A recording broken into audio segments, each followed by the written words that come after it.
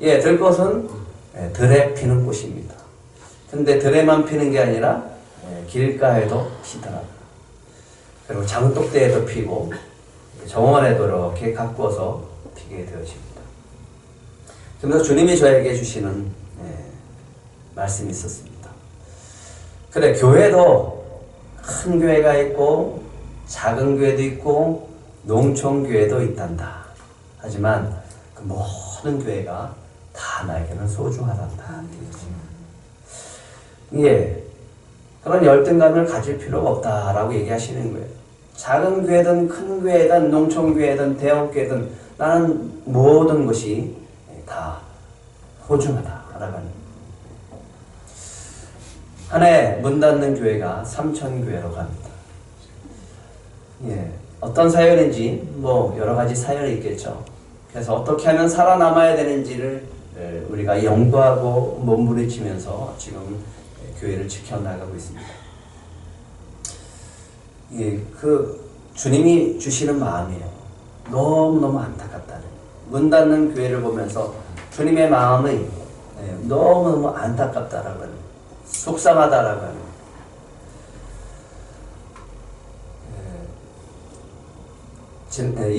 다음 주에, 이번 주 토요일 날 제가 초청을 받았습니다. 카톡이 이렇게 왔어요. 감사합니다. 늘 관심과 사랑 감사드립니다. 어제 날짜가 정해져 알립니다. 4월 29일 토요일 11시입니다. 무슨 내용이냐면 이전 예배를 드리겠다라고 하는. 이 목사님은 한 6년 전에 둘째 아들을 잃었어요. 아들을 잃고 목회를 어떻게 해야 되는가 난감하는 그런 상황 속에서 아들 친구들이 교회를 나오기 시작했어요. 그 아들 친구들이 교회를 나오니까 어떻게 해요? 그 아이들을 돌봐야지. 그래서 그 아이들을 돌보다 보니까 회복이 되셨어요. 그러고 나서 그 회복되어져서 이제 목회를 열심히 하다가 작년에 첫째 아들을 잃었어요. 그 소식을 듣고서 가야 되는가 말아야 되는가 어떻게 해야 될지 모르겠더라고요. 이걸 어떻게 해야 돼? 이걸 사람들에게 얘기를 해서 위로를 해줘야 되나, 나 혼자 조용히 갔다 와야 되나, 모른 척 해야 되나 말아가는 거죠. 예. 그래서 가긴 갔어요. 갔는데 그 아들의 사진 앞에서 이렇게 눈물을 흘리고 계시는데 어떻게 위로를 해줄 수가 없었어요. 그래서 얘기도 제대로 하지 못하고 그냥 인사만 하고 이렇게 왔습니다. 그 이후로 목사님을 위해서 기도한다라는 메시지만 전하고 간간히 문자를 보냈습니다. 그러면서 끊어지지 않았어요. 근데 올해 들어와서 조금씩 회복되어지면서 다시 해보겠다라고 하는 거예요. 그 말을 들을 때 너무너무 감동이 되는 거예요. 그러고 난 다음에 이렇게 문자가 온 거예요. 다시 해보고 이전에서 다시 시작했겠다라고 하는 거예요. 이 문자를 받고 그렇게 질문했습니다. 도대체 교회가 뭘까? 도대체 교회가 뭐길래 이 두 아들을 잃은 목사님이 다시 하겠다라고 할까? 포기하지 않고 다시 시작할 수 있을까를 생각을 하게 됐습니다. 그때 주님이 주시는 교회란 이렇다라고 말씀하십니다. 교회가 도대체 뭐길래? 한번 같이 읽어볼까요? 시작. 여러분은 자기를 위하여 또는 온 양떼를 위하여 삼가라. 성령이 그들 가운데 여러분을 감독자로 삼고 하나님이 자기 피로 사신 교회를 보살피게 하셨느니라. 예, 두 아들을 잃었음에도 포기할 수 없는 것. 왜 그럴까? 그건 하나님이 자기 피로 사신 교회이기 때문에 그렇다는 거예요. 그만큼 하나님은 교회를 사랑하고 그만큼 하나님은 교회를 중요하게 여긴다라고 하는 거예요. 그 마음이 우리 마음에 있습니까? 이 시대 그 정도로 그렇게 애타게 문 닫는 것을 너무너무 속상해하는 그 하나님의 마음이 우리 안에 있습니까?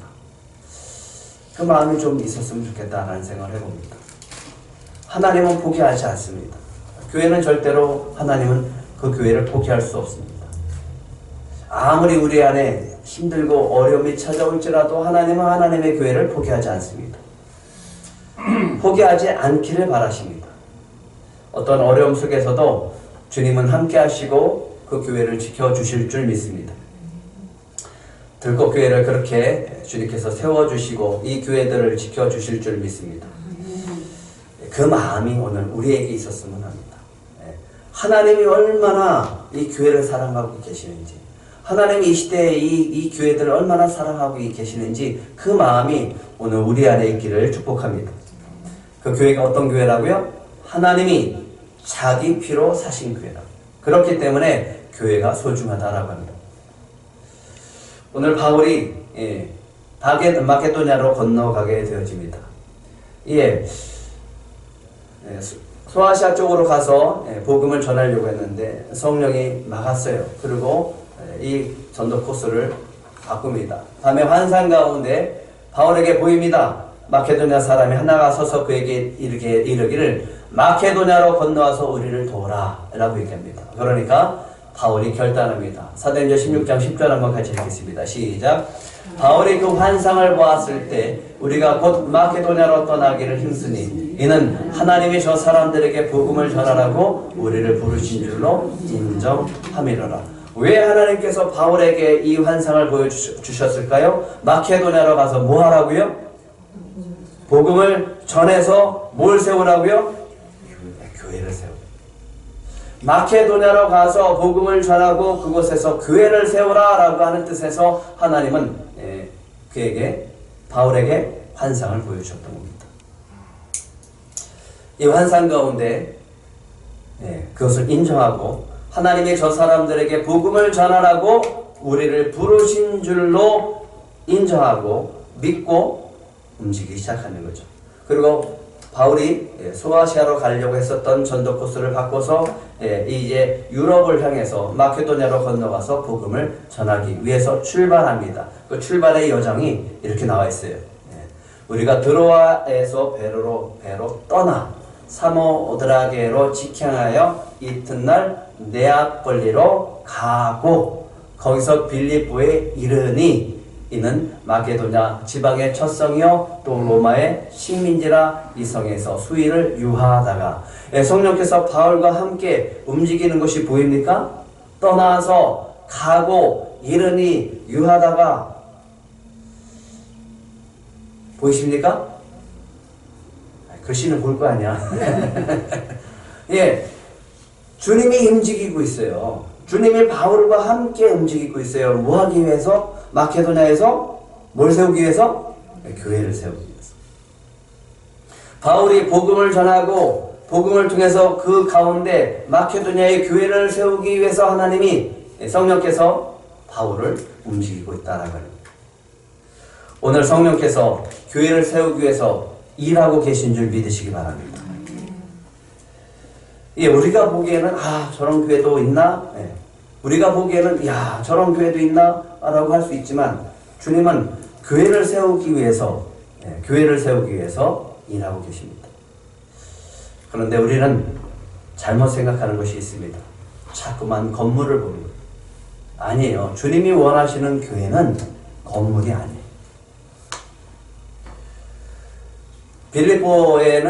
빌립보는요, 그때 당시 약 인구 5천에서 1만 정도였고요. 로마의 속주였습니다. 로마 황제의 숭배 도시였고요. 군사적으로 아주 요충지였기 때문에 군사 도시입니다. 이 빌립보에는 로마 문화가 가득 채워진 그런 도시라고 할 수 있습니다. 위치는 이 정도에 있습니다.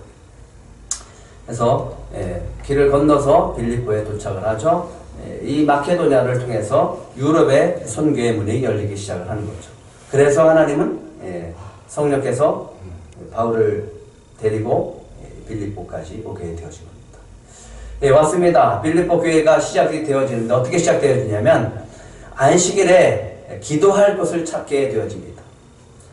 문 밖 강가에 나가 거기 앉아 모인 여자들에게 말하는데 왜 이 여자들이 강가에 모였냐면 그건 회당에 모였다라고 하는 뜻입니다.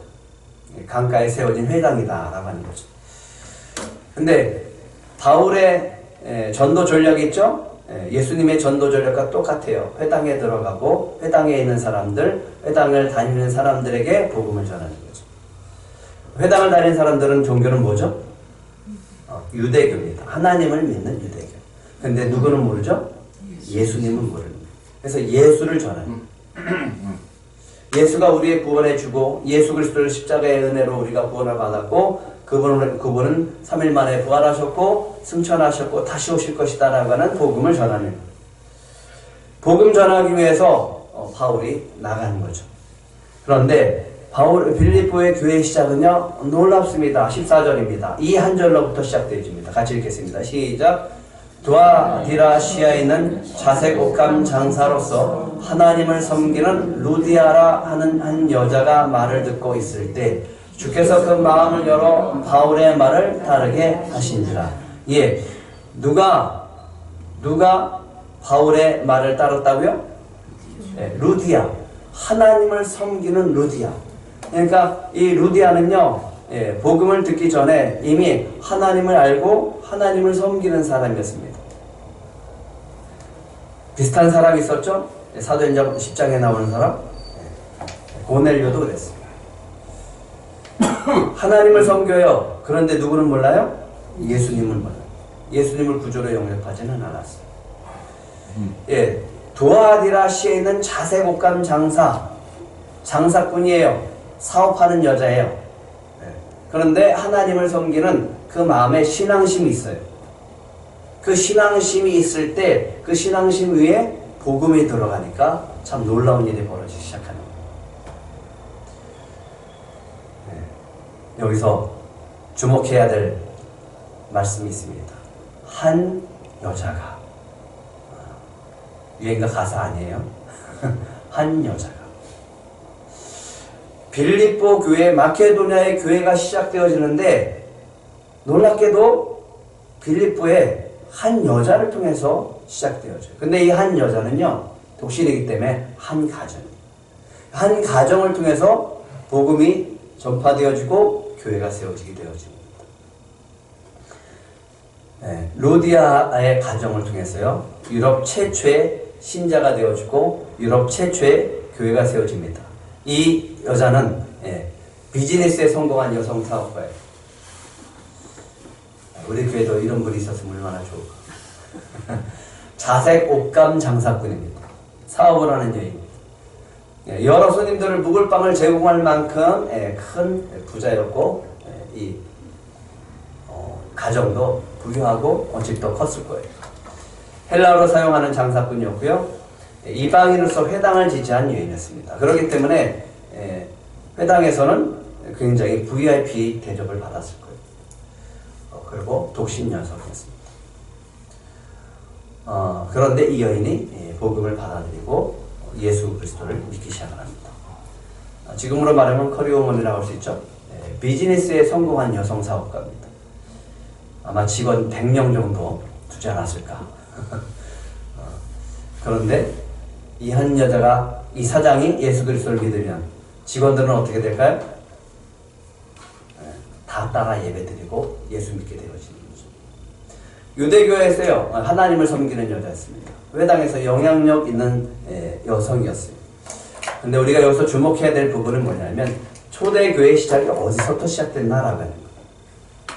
우리는 건물을 생각하는데 건물이 아니라 초대교회 시작은 어디서부터 시작됐죠? 집에서부터 시작됐다라고. 집. 교회 시작은 회당이 아니라 집에서 모이기 시작하면서 시작되어졌습니다. 두세 사람이 모이는 곳에 주님이 함께 하시고 두세 사람이 모여서 예배하는 곳에서부터 시작되어진 것이 교회의 시작이라고 하는 거예요. 교회의 시작은 다른 데서 시작되지 않았고요. 집에서 시작되어졌고 가정에서 시작됐어요. 가정교회가 초대교회예요. 빌립보 교회, 그러면 우리는 추상적으로 생각해요. 빌립보에 뭐 큰 건물이 있어서 아니라 빌립보 교회는요, 루디아 집이었습니다.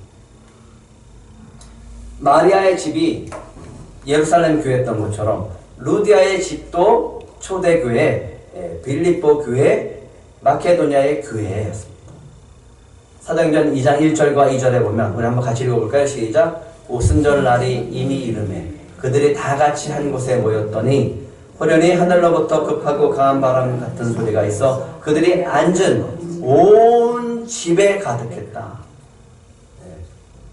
온 집에 성령이 임하고 그곳이 곧 이 예루살렘 교회가 되는 것을 보게 되었습니다. 집에서 모였습니다. 교회 시작이 어디였다고요? 집이었어요. 루디아의 집이 곧 교회고요. 루디아의 집이 그 가정이 곧 교회가 되어져서 마케도냐에 복음이 시작되어졌고 빌립보 교회가 세워진 곳이다. 루디아의 집이 곧 빌립보 교회예요. 다음 시간에 하겠지만 빌립보 교회는 두 가지가 보여져요. 첫 번째는 루디아의 집, 그 다음에 간수장의 집.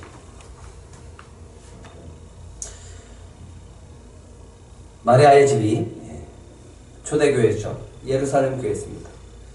그 가정은요, 교회들로 모이기 시작을 하면서 예루살렘 교회라고 하는 거예요. 예루살렘 교회, 그래서 특별히 어떤 건물이 있는 게 아니라 이 가정 저 가정 모여서 그 교회 전체를 예루살렘 교회라고 합니다. 사도행전 12장 12절에 보면 깨닫고 마가라 하는 요한의 어머니 마리아의 집에 가니 이라고 해서 사람들은 마가의 집에, 마리아의 집에 모였어요. 그곳이 곧 교회였다라는 겁니다. 거기서 모여서 기도하고 거기서 모여서 예배합니다. 그러면 우리는 어떻게 해야 될까요? 여러분들 가정이 뭐가 돼야 됩니까? 교회가 돼야 됩니다. 목사님 무슨 우리 집이 교회가 됩니까? 아니에요.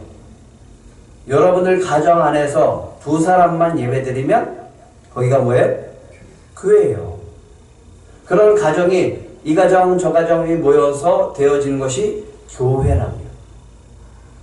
여기는요, 건물은 예배드리는 예배당이고 장소에 너무 국한되어 있지 마세요. 근데 문제는 코로나로 인해서 가정이 예전보다 더 닫혀져 있다라는 거죠. 이제는 좀 열었으면 좋겠어요. 집을 열지 못한다라고 하면 마음이라도 열었으면 좋겠어요. 사람들이 모이는데 힘들었어요. 지금은 이제 다시 모일 수 있잖아요. 모여서 예배드리고 모여서 같이 은혜를 나누고 모여서 복음의 은혜를 나누고 복음을 전할 수 있다라고 하면 그게 바로 교회라고 하는 거예요. 그 교회들이 모이면 그것이 바로 들꽃교회가 됩니다. 여러분들의 가정이 교회가 되기를 축복합니다. 그러기 위해서 해야 될 것이 있죠. 나 혼자만 믿으면 안 되죠. 그죠? 나 혼자만 믿으면 안 되고 한 사람이라도 더 믿어서 우리의 남편, 우리 자녀 믿어서 거기서 예배를 드려보시기 바랍니다. 그러면 여러분들의 가정이 교회가 될 줄 믿습니다. 그리고 그 교회는 들꽃교회입니다. 빌립보 교회 시작은요, 루디아 한 사람으로 시작됐습니다. 다시 한번 읽겠습니다. 시작. 두아디라시아에 있는 자색옥감 장사로서 하나님을 섬기는 루디아라 하는 한 여자가 말을 듣고 있을 때 주께서 그 마음을 열어 바울의 말을 따르게 하신지라. 여기서 우리가 주목해야 될 부분이 있습니다. 루디아가 바울이 얘기하는 복음을 들었을 때 주님이 뭐 하셨어요? 마음을 열었어요. 주님께서 그가 복음을 들을 때 마음을 열어줬어요. 마음을 열고 복음을 받아들일 수 있도록 하셨다라고 하는 거예요. 믿음은, 교회의 시작은, 놀라운 역사는 바로 복음을 들음으로부터 시작된다라고 합니다. 들을 때 마음이 열려지게 되어질 줄 믿습니다. 근데 만약에 말하지 않으면, 듣지 못하면 우리는 믿을 수 없고 마음이 열려질 수 없죠. 전해야 되는 거죠. 바울이 전할 때 그의 마음이 활짝 열려지기 시작합니다. 한번 따라해 보실래요?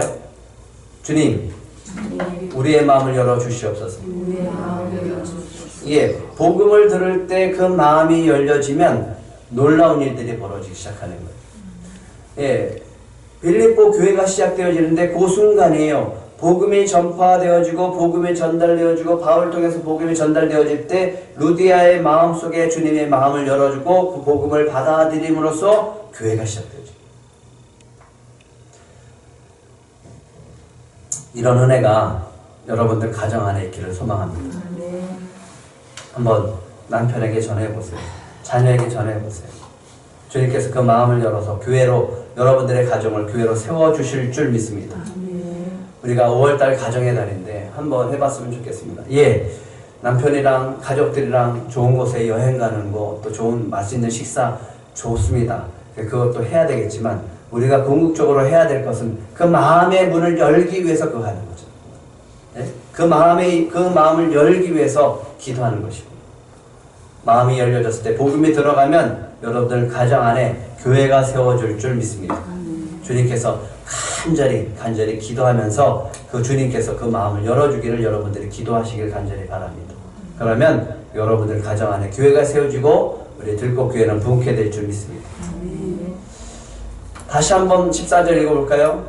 그 교회가 어떻게 시작되는지 시작. 두아디라시아에 있는 자세국감 장사로서 하나님을 섬기는 루디아라 하는 한 여자가 말을 듣고 있을 때 주께서 그 마음을 열어 바울의 말을 따르게 하신지라. 예, 마음이 열려지니까 그 다음에 어떻게 됐어요?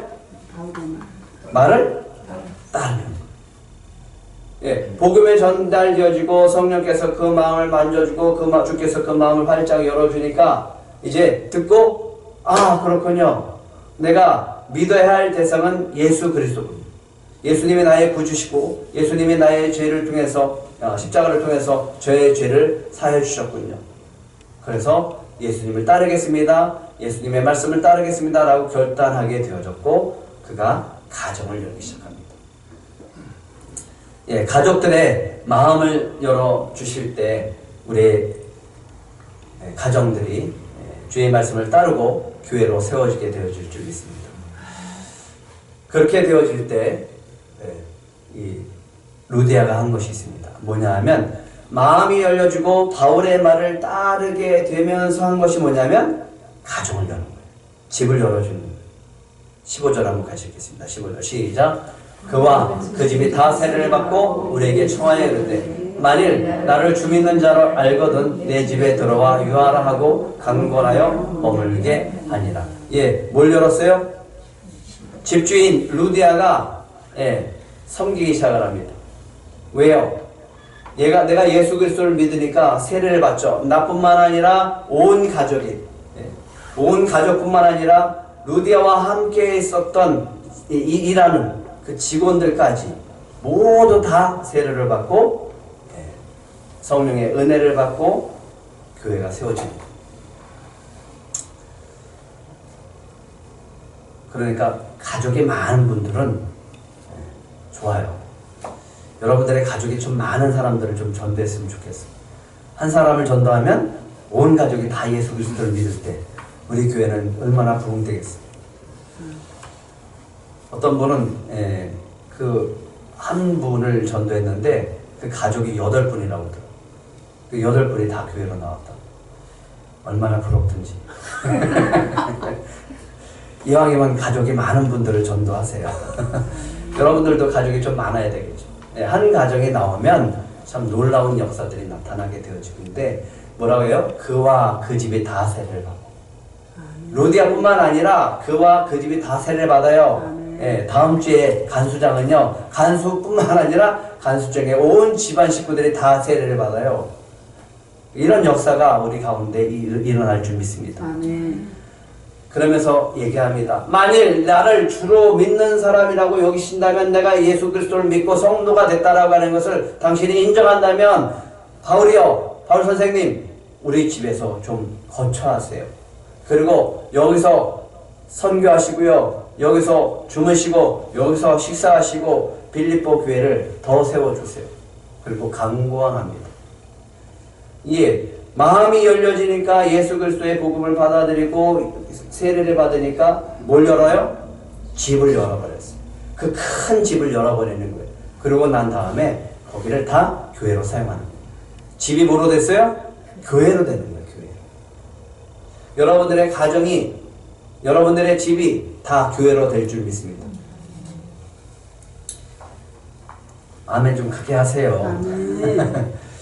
예, 우리 집이 좁다고요? 아, 괜찮아요. 예? 큰 집이든 작은 집이든 그게 중요한 게 아니라 마음이 열려지는 게 중요해요. 마음이 열려지면 예전에 그랬어요. 아, 우리 집에 와. 우리 집에 와. 뭐 해놨어? 차 마시러 와. 부침개 해놨어. 점심 맛있는 거 해놨어. 같이 식사하자고. 그러면서 옛날에 전도하지 않았나요? 참 그런 게 다시 회복됐으면 좋겠어요. 지금도 루디아 기념교회는 남아있습니다. 이렇게 있어요. 네. 한번 따라해 보시겠습니다. 우리 가정도 교회로 세워주소서. 네, 여러분들의 가정이 이렇게 교회로 변하게 될 줄 믿습니다.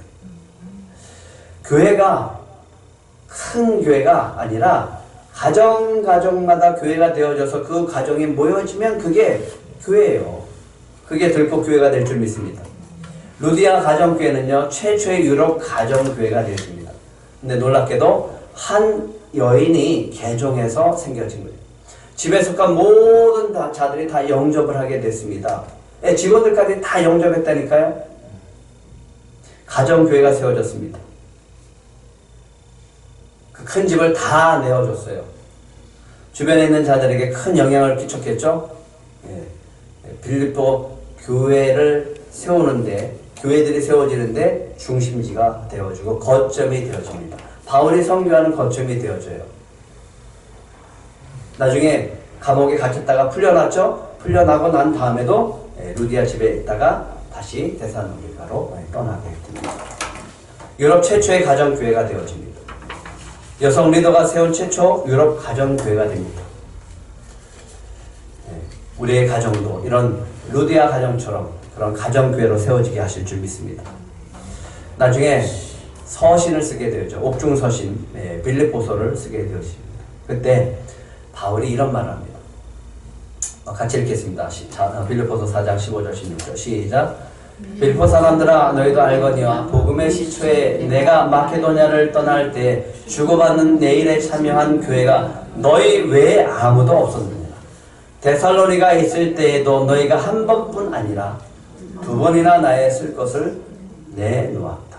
예, 여기서 주고받는 일이라고 하는 게 뭐냐면 재정적으로 도와주는 일이에요.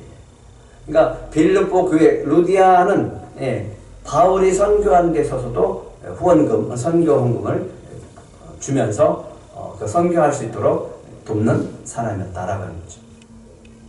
재정적 도움을 주는 이들은 여러분 빌립보 교회뿐이었습니다라고 현대어 번역은 이해하고 있습니다.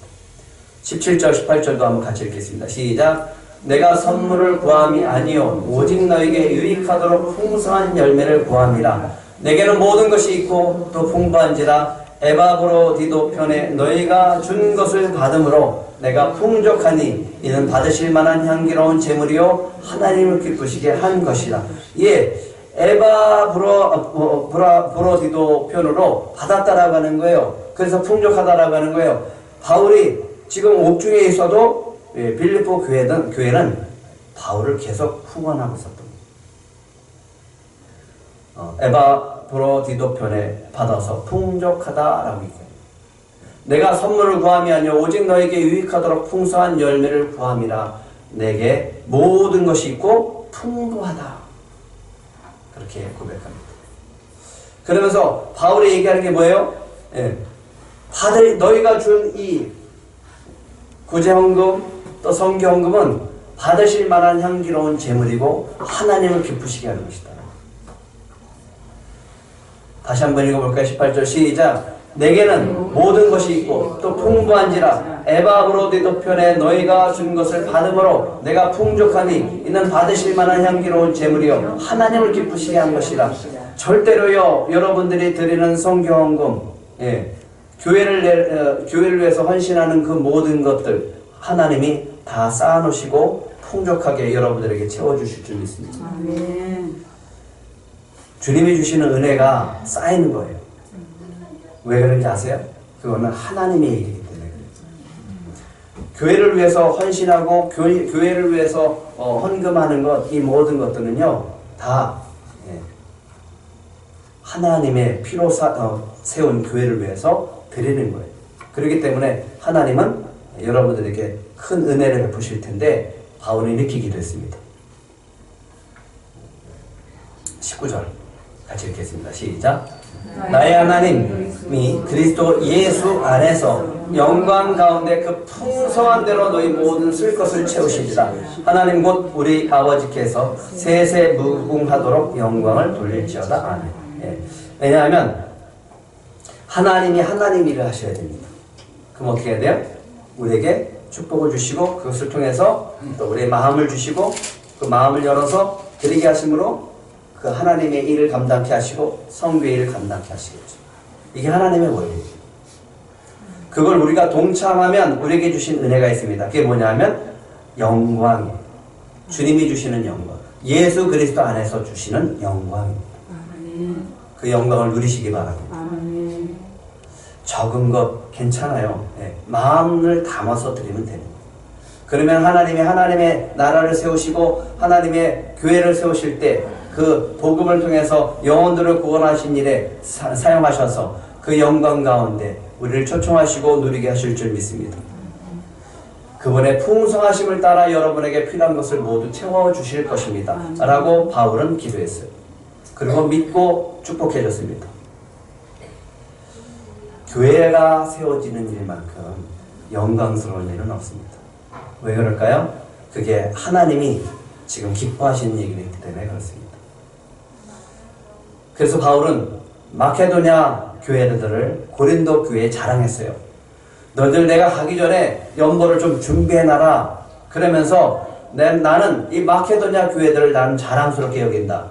마케도냐 교회들에게 주신 은혜를 우리가 너에게 알리노니 환난의 많은 시련 가운데서 그들의 넘치는 기쁨과 극심한 가난이 그들의 풍성한 연보를 넘치게 하게 하였느니라. 그러면서 바울은 고린도 교회, 마케도냐 교회를 자랑합니다. 우리 들꽃교회를 자랑하고 주님이 자랑스럽게 여기는 교회가 되기를 소망합니다. 아멘. 목회자의 기쁨은 다른 거 없어요. 성도들이 신앙의 성숙이에요. 신앙 성숙. 성장하고 변화되어지면서 주님의 기쁨이 뭔지를 알아가고 교회가 세워지고 하나님 나라가 확장되어지고 하나님 나라가 세워지고 영원히 구원받는 그 일에 감당케 되어져서 그 일에 힘쓸 때 저는 큰 기쁨이 있고 주님도 기뻐할 줄 믿습니다. 그러기 위해서 해야 될 것이 있죠. 먼저 루디아처럼요, 여러분들의 가정이 교회가 되시길 바랍니다. 여러분들의 가정을 열어서 교회로 세우시기 바랍니다. 한번 해보시기 바랍니다. 다시 한번 예전으로 돌아갔으면 좋겠어요. 예, 좀 가정을 열어서 식사를 갖다가 준비하고 초대하고 같이 먹으면서 같이 나누면서 차라도 준비해서 오라고 해서 같이 은혜를 나누고 그래서 모여서 주님의 은혜를 나누고 복음을 전할 수 있다면 그것이 교회가 되어줄 줄 믿습니다. 그 교회에 성령께서 임하시고 또 주님께서 구원하는 역사가 나타나게 되어줄 줄 믿습니다. 금주의 미션입니다. 그리고 5월달 이 미션입니다. 좀 이랬으면 좋겠습니다. 5월달 가정의 달이죠. 한번 같이 외치겠습니다.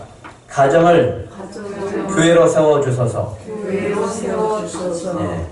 이게 올 한 해 주님께 반응하는 반응의 메시지가 될 겁니다. 주님 모시고 가정 예배 한번 드려보세요. 남편 앉혀놓고 같이 한번 예배 드려보자. 그리고 한번 예배 드려보세요.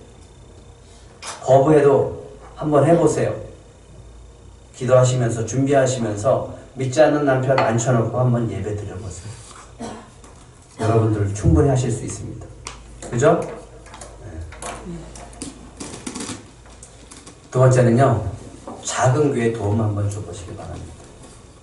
내가 내 마음속으로 좀 도움을 줄 수 있었으면 하면 그것이 주님이 기뻐하실 줄 믿습니다. 아멘. 정말 어렵고 힘든 교회, 그 교회들을 바라보면서 서로 협력할 때 주님은 기뻐하실 줄 믿습니다. 아멘. 주님의 눈이 교회에 있어요. 주님의 마음이 교회에 있어요. 저 이단 하나님의 교회가 아니라 정말 하나님이 피로 사신 하나님의 교회 가운데 있어요. 그 교회가 세워질 때 하나님 너무너무 기뻐합니다. 우리의 가족이 교회를 세워지고 우리의 들꽃 교회가 세워지는 그런 은혜가 있기를 소망합니다. 말씀을 생각하면서 잠깐 기도했으면 좋겠습니다.